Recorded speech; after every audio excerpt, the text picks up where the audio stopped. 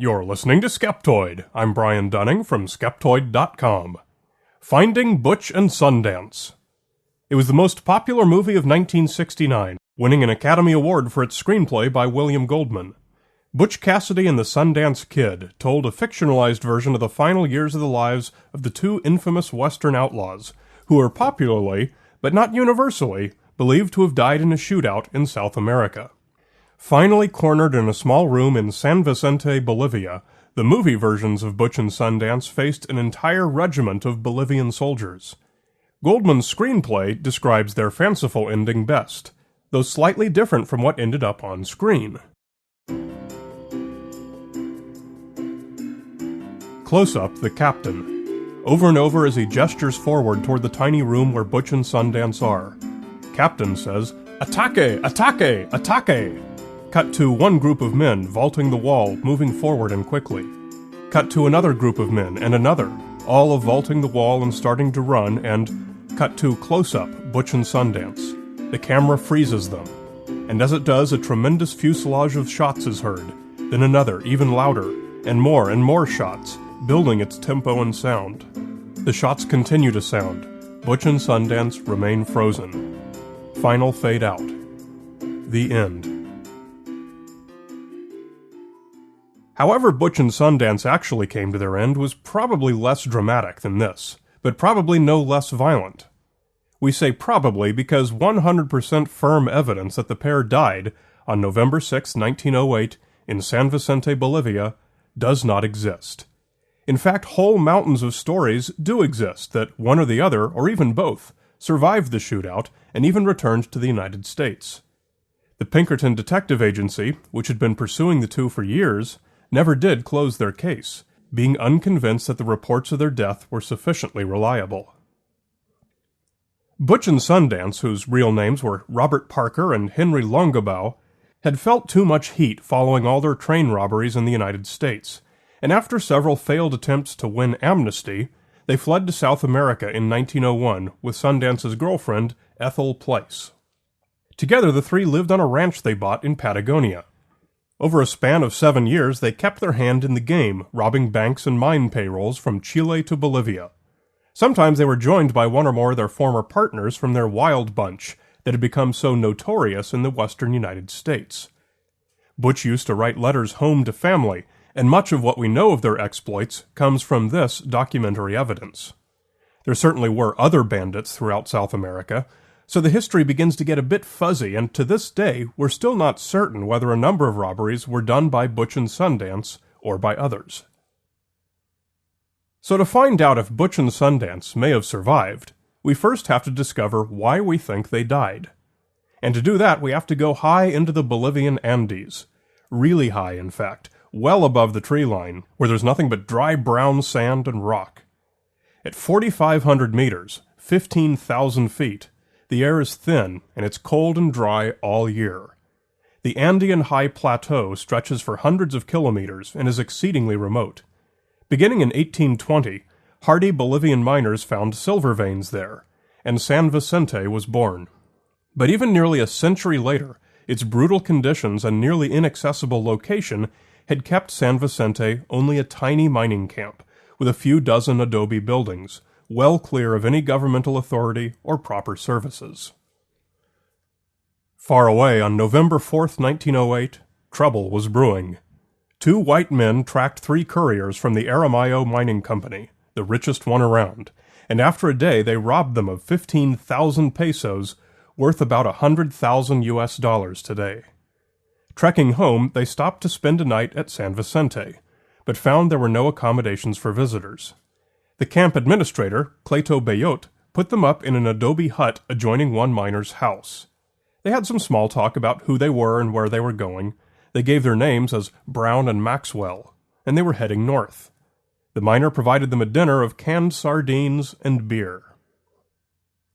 Unfortunately for the happily munching outlaws, 2 hours before, Bayot had also just put up, in another of the town's huts, a posse of 4 men who were searching for 2 Yankee bandits with a mule bearing the Aramayo brand.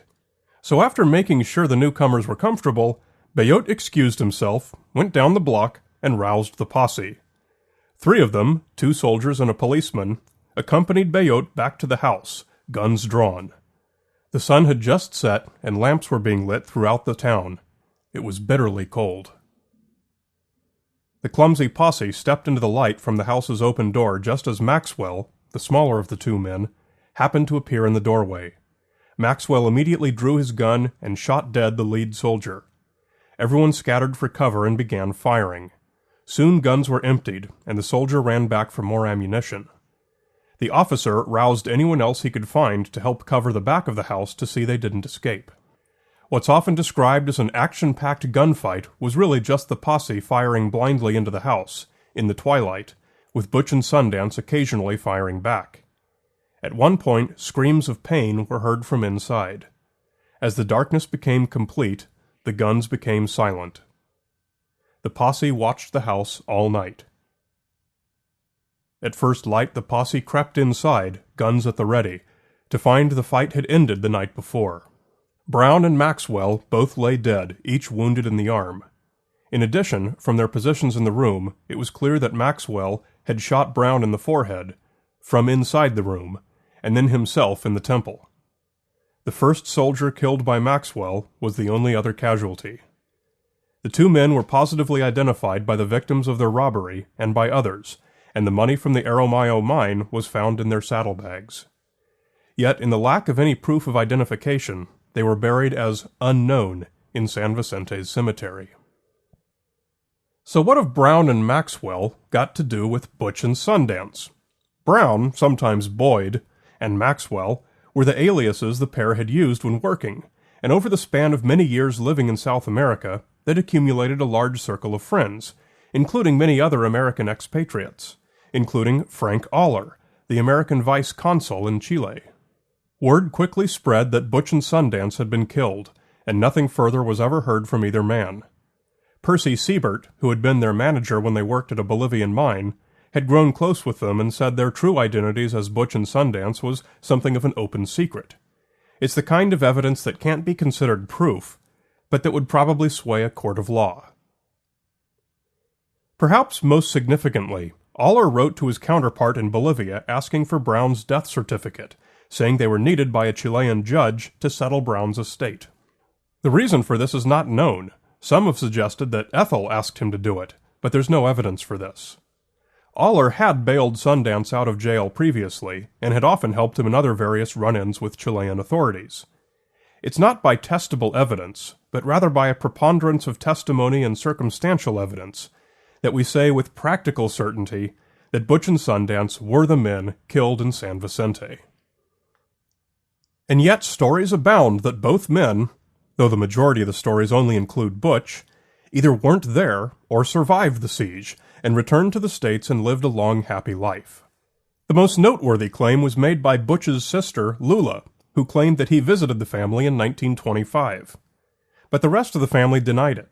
Lots of letters have appeared over the years allegedly attributed to Butch Cassidy, all written after San Vicente. But so far, those that have been conclusively identified by forensic handwriting analysis have all been proven fakes.